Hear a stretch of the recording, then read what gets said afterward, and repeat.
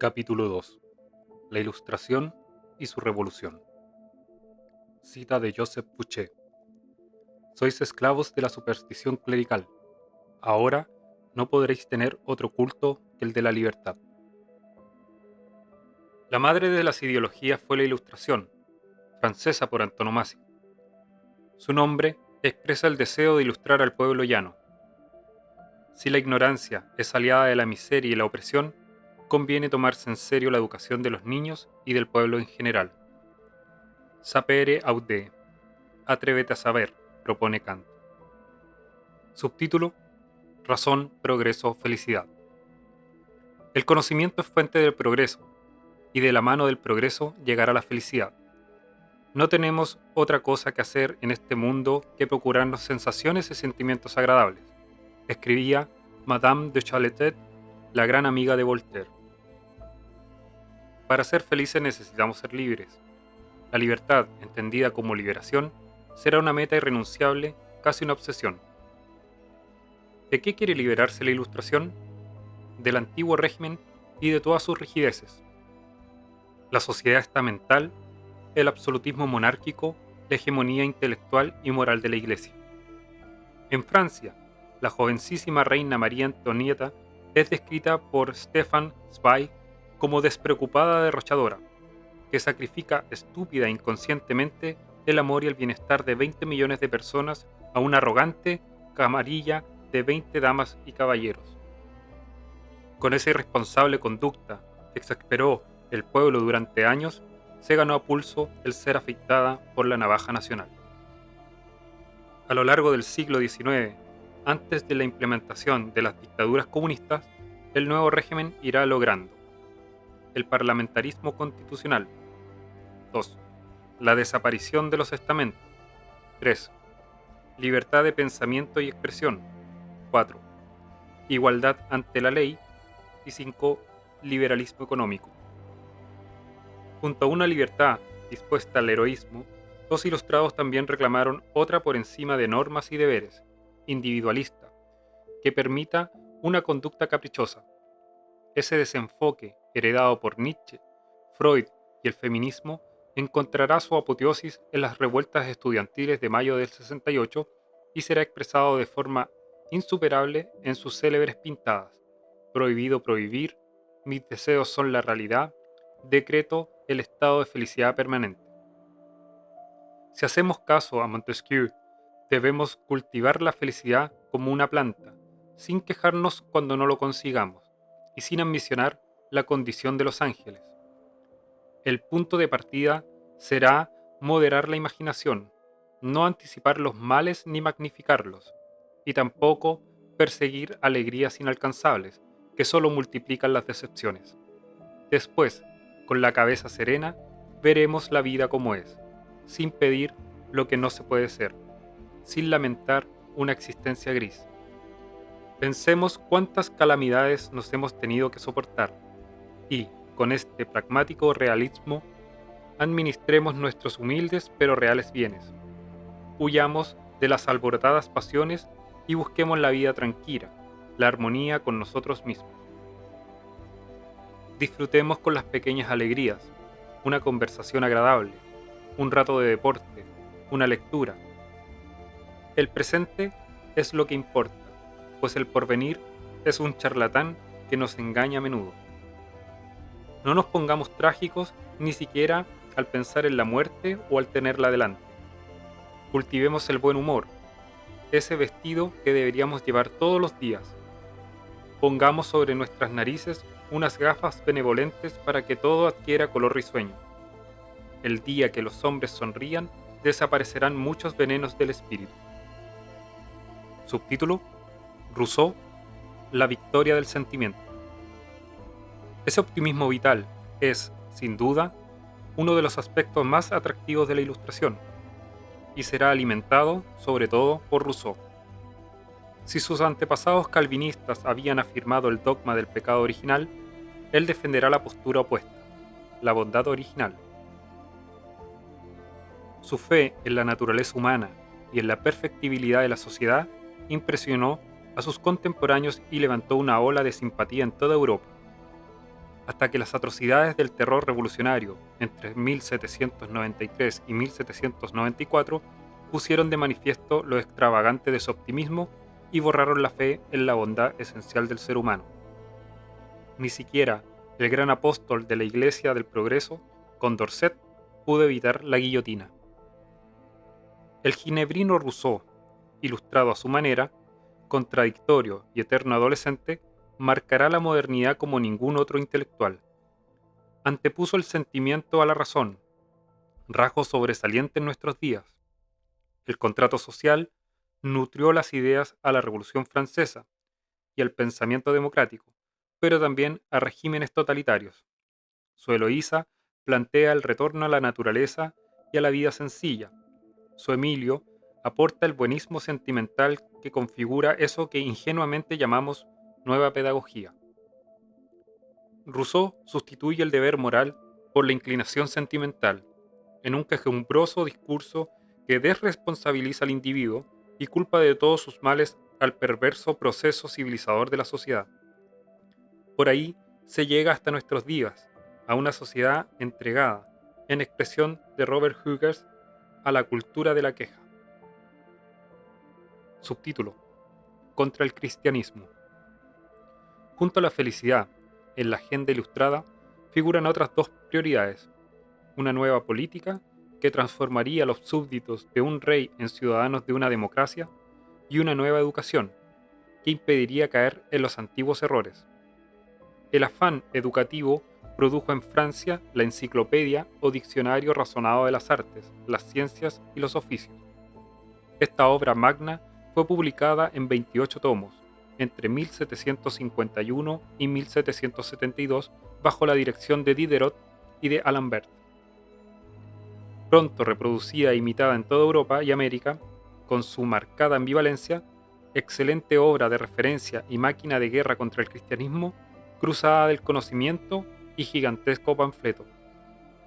La Ilustración francesa estimó que su tarea reformadora requería eliminar un obstáculo previo: el cristianismo. No su ética de amor y fraternidad, sino su pretensión de verdad, su teología y la misma Iglesia. En el pensamiento europeo del siglo XVIII, Paul Hazard escribe: el siglo XVIII no se encontró con una reforma.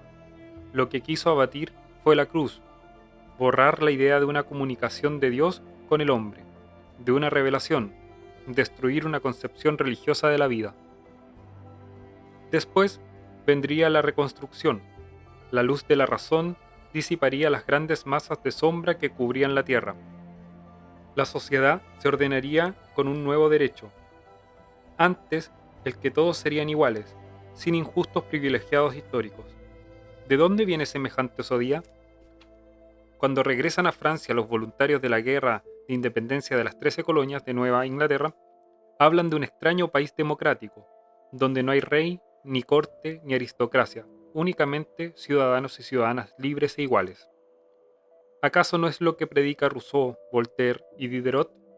¿No es una prueba de que es posible? El siglo XVIII es deísta, mantiene algunos conceptos fundamentales del cristianismo: creador, providencia y preceptos morales, pero convierte la moral en filantropía, sin elementos ascéticos y espiritual, sin sanción después de la muerte. La esperanza religiosa se pone ahora en el progreso material, sustituto de la bienaventuranza eterna. El único evangelio que se debe leer es el gran libro de la naturaleza, escrito por la mano de Dios y sellado con su sello. La única religión que se debe profesar es la que consiste en adorar a Dios y en ser hombre honrado. Siguiente subtítulo: Voltaire y Montesquieu. Las citas de Voltaire, el más célebre de los ilustrados. Nació a finales del siglo XVII y murió en 1778, el mismo año que Rousseau.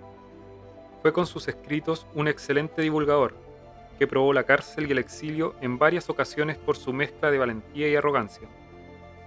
Sus apasionamientos pasan por encima de sus contradicciones, hasta el punto de defender una idea y su contraria, de afirmar una cosa y vivir otra.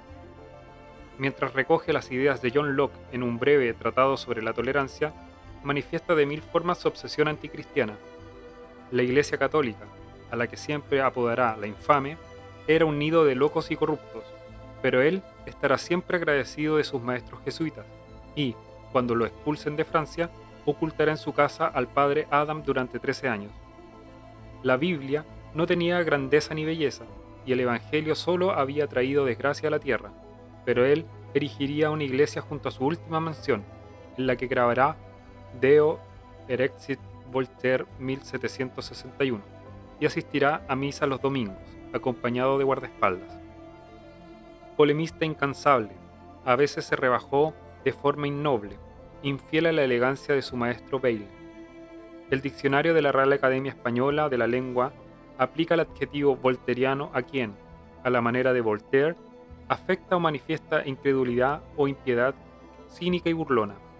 Diderot, que le conocía muy bien, lo llamará el anticristo, y gran parte de Europa le volverá la espalda, al verle como el genio del odio. Muchos ilustrados le reprocharon su violencia.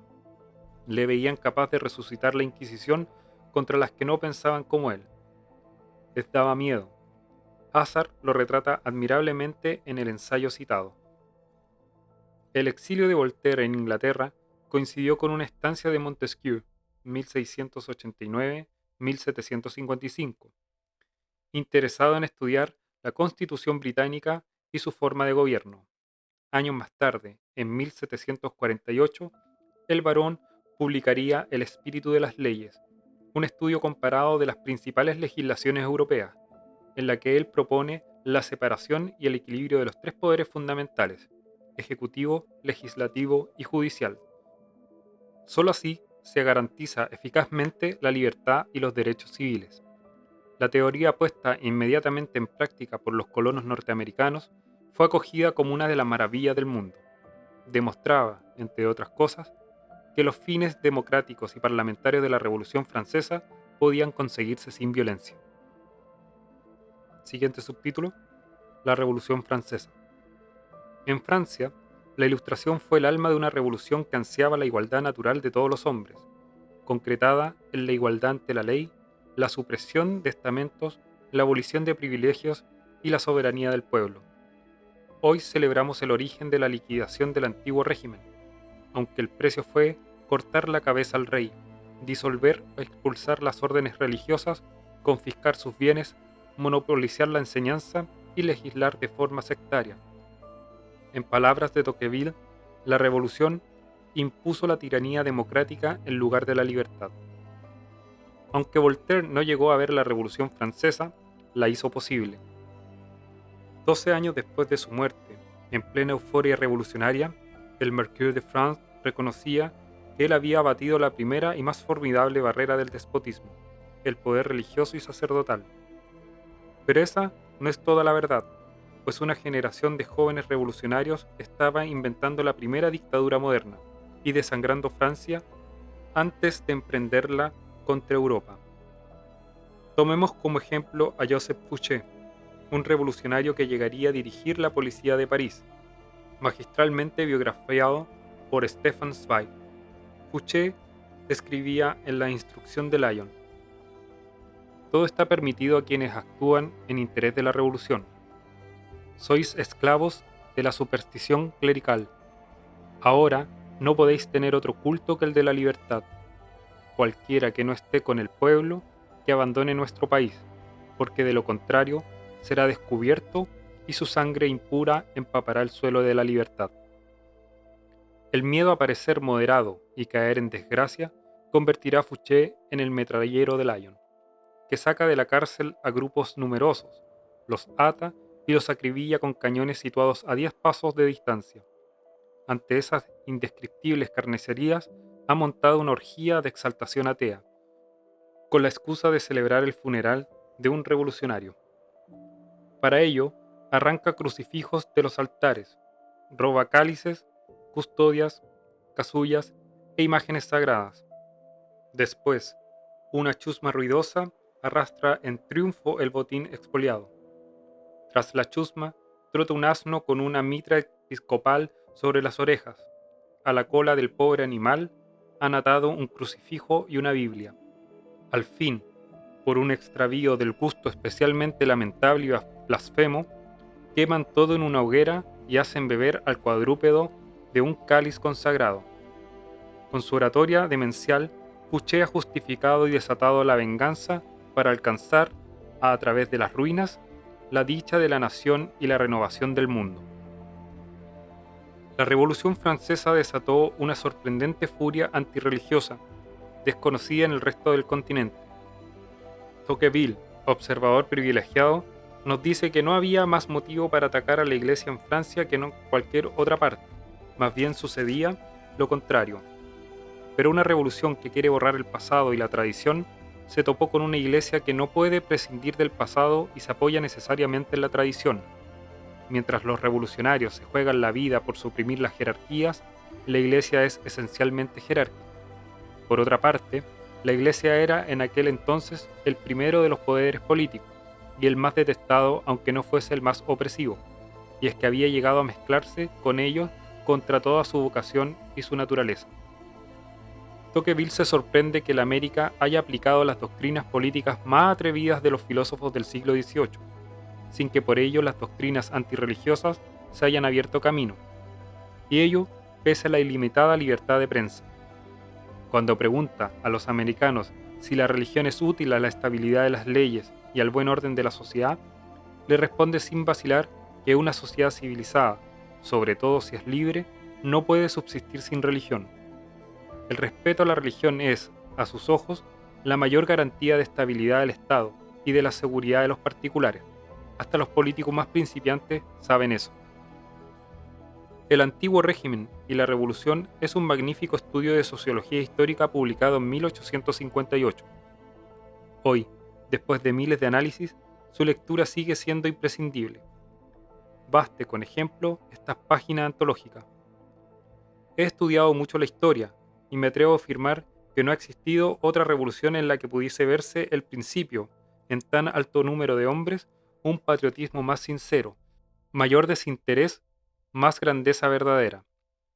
La nación reveló ahí el principal defecto y la principal cualidad de la juventud, la inexperiencia y la generosidad. Con todo, el ataque a la religión produjo un mal inmenso. En la mayoría de las grandes revoluciones políticas de la historia, quienes atacaban las leyes respetaban las creencias, y en la mayoría de las revoluciones religiosas, quienes atacaban la religión respetaban las leyes y el gobierno.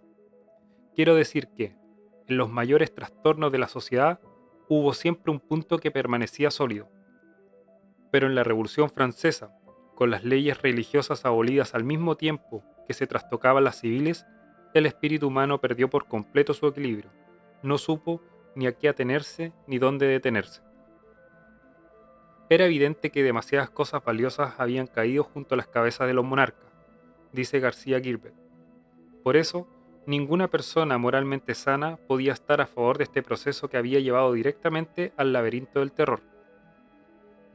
Si Thomas Paine, en 1791, escribía que no puede la mente imaginarse un espectáculo más grandioso que el de la ciudad de París durante la toma de las Bastillas, Chateaubriand describía lo contrario en sus Memorias de Ultratumba, un grotesco espectáculo protagonizado por una chusma borracha y cruel que jamás había encontrado en la fortaleza si no se hubiera encontrado abiertos sus portalones.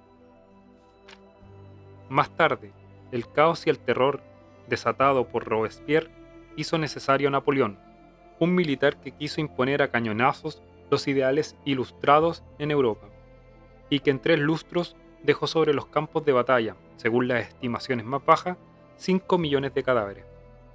Tocqueville, en la obra citada, alude a Napoleón y reconoce que los franceses, abandonando su primer objetivo, se olvidaron de la libertad y fueron siervos del amo del mundo, y de un gobierno mucho más fuerte que el derribado por la revolución, que suprimía las libertades pagadas a tan alto precio, y alcanzaba una concentración de poder como no se había visto en el mundo desde la caída del Imperio Romano. Es cierto que el cónsul Napoleón devolvió a Francia la paz y el orden, pero el Napoleón posterior, cesarista y enloquecido, arrastró al mundo a criminales aventuras, solo por satisfacer su personal ansia de poder. El juicio de Goya no pudo ser más certero. el sueño de la razón produce monstruos.